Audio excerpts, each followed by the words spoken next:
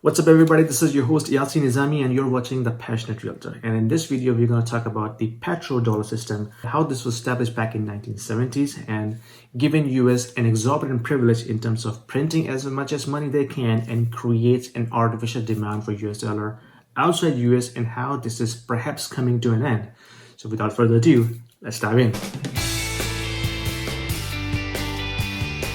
Welcome back. So in order to understand petrodollar system, you have to go back into the history, like 1944, right after the Second World War, when the global economy was on its knees, everything was collapsed, and the country was trying to reconstruct the infrastructure that was demolished by the Second World War and trying to bring the economy back into its shape. The United States invited all the country leaders to Bretton Woods Conference, which actually became a Bretton Woods Agreement, where they said, okay, bring all your gold into Federal Reserve account and we will keep your gold, and in exchange we will give you this green piece of paper, we call it US dollar, and you can exchange and redeem your gold anytime you want by making a claim on this US dollar note. Even though this was a biggest scam of the century, but all the country leaders at that time, they believed on it, they signed the agreement, and they deposit their gold reserves within Federal Reserve's account. And then what happened was the United States and Federal Reserve, they kept printing money, and at some point people realized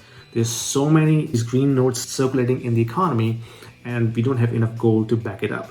So what happened was there was a bank run and everybody was trying to make a claim and getting their gold reserve back from Federal Reserve account. And suddenly United States realized, oh, we cannot fake it anymore. They decided to cancel the agreement, and they said, okay guys, no more gold, we are canceling this agreement, and this green piece of paper, it becomes a floating currency. And since then the value of the US dollar plummeted significantly, and this happened in 1971 and famously known as Nixon shock. You can also watch this video. I made this video on the same topic. So right after Nixon shock, the value of US dollar plummeted significantly, and at the same time the Yom Kippur War broke out in Middle East between Israel and Middle Eastern countries. And of course, United States were supporting Israel and they were providing all the military assistance to Israel to fight back the Arab countries. In retaliation, the Saudi Arabia and other OPEC Middle Eastern countries, they decided to cut back the oil supply, put an embargo on the Western countries to purchase oil from them, and that has pushed the oil prices significantly up.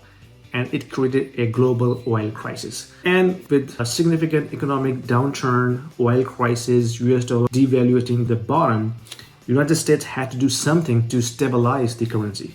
So what they done was they sent Henry Kissinger to Saudi Arabia and say, buddy, we have to sign a deal.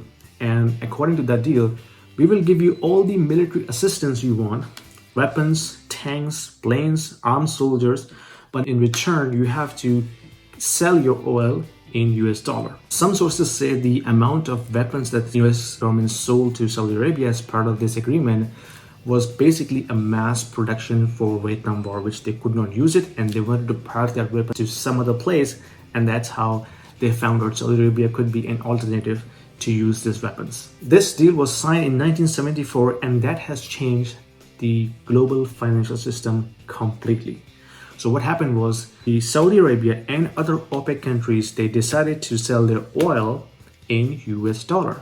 And that has created an artificial demand of US dollar outside the United States significantly, which means any country who wants to purchase oil from Saudi Arabia or any other OPEC country, first they have to acquire US dollar from some source, whether, rising their exports and trying to get foreign reserve into the country, or they can go into the foreign exchange market and purchase US dollar by exchanging their local currency.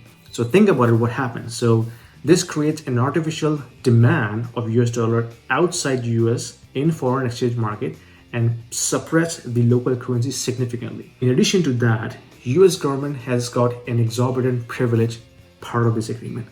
According to that agreement, they can print as much as money they can, right? And they can also run huge trade deficit. Trade deficit happens when you have high imports and low exports. A normal country cannot live with it because if they have higher imports like Pakistan, the currency is crushed to the bottom, right? Because of the lack of the demand and high demand of US dollar.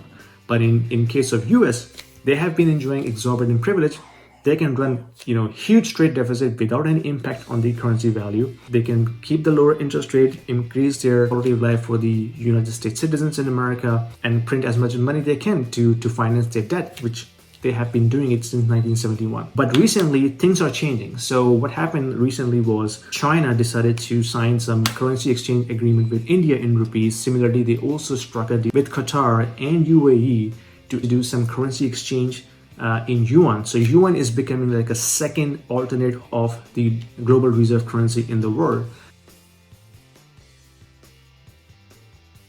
Right after the Afghanistan pullout, which has been a disaster, what happened in Afghanistan, the sudden pullout of US forces has created a geopolitical crisis in the region. And Saudi Arabia, who has been enjoying the military assistance from US for so many years, are now looking for alternate options. So recently they signed an agreement with Russia to get some military assistance. It doesn't say that they are basically going away from the petrodollar system, but you can read between the lines. If Saudi Arabia is looking for another option for military assistance, that means the petrodollar system, which was established based upon the military assistance from US, may change anytime soon. So why I'm telling you this? I'm telling you this so that you understand there is a huge risk in terms of the US dollar dominance. The US dollar dominance is somehow weakening across the globe, and the countries like Russia, China, Turkey, and Saudi Arabia are looking for alternate options. And alternate option can be anything. It could be Chinese yuan, it could be any other global currency like euro, or IMF is also pushing for its own global currency called SDR, and SDR has been used as a currency of trade for IMF for so many years, because when they provide loan and other financial assistance to countries and to bail out certain organizations, they use SDR to basically pool the funds and then bail out organizations. That could be another option, but either way, I think US dollar is losing its power in terms of global dominance, because of geopolitical issues across the globe, and it may come to an end. And if it happens, then of course this will collapse the dollar system, not only globally but also domestically in the United States as well. And it may have a huge impact in terms of treasuries and bond market and all the other financial system. So it's under threat. So I'm not saying it's going to happen tomorrow, but at some point it may change the financial systems one more time. I hope this is helpful. If you like it, give me a thumbs up and hit subscribe, and I will see you in my next week video. Take care.